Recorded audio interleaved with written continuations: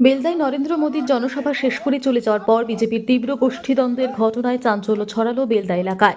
রবিবার পশ্চিম মেদিনীপুর জেলার বেলদা স্টেডিয়ামে বিজেপি দলের প্রার্থীদের সমর্থনে নির্বাচনী জনসভা করেন দেশের প্রধানমন্ত্রী নরেন্দ্র মোদী।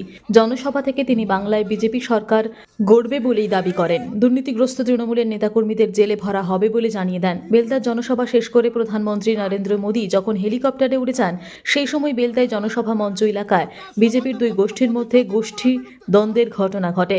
লাথি মারামারি থেকে ঘুষি মারামারির ঘটনা ঘটে। সেই সময় ঘটনাস্থলে উপস্থিত ছিলেন মেদিনীপুর লোকসভা বিধানসভা কেন্দ্রের বিজেপি দলের প্রার্থী ডক্টর শঙ্কর গুছাইত।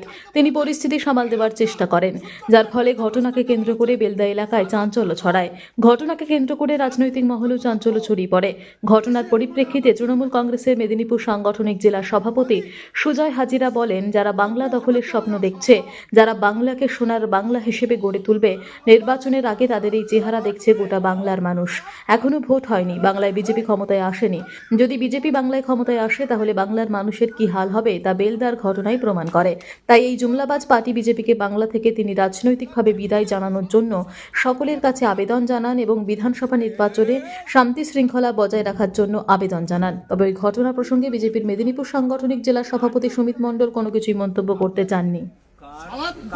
কটা সভাতে বক্তব্য দিচ্ছ তৃণমূলের বিরুদ্ধে? হ্যাঁ, কটা সভাতে বক্তব্য দিচ্ছ তুই? হ্যাঁ, কটা সভাতে বক্তব্য দিচ্ছ? এই লোকটা লক্ষ্মী সিটের বিরুদ্ধে কালকে বলেছে, এই লোকটা সূর্যের বিরুদ্ধে বাস স্ট্যান্ডে বলেছে। সালা দালাল, তোর সারা গোত্রে পুঁতে দেবো কেশিয়ারি মোড়ে আবার যদি দেখতে পাই। সালা দালালি, ভদ্রভাবে চলে যাও সালা দালাল। কিছু হয়নি, দলের অভ্যন্তরীণ ব্যাপার।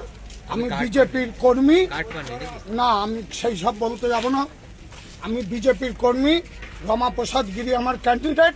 আমরা 23 তারিখ ভোটের মাধ্যমে তৃণমূলের বিসর্জন দিচ্ছি, দেব।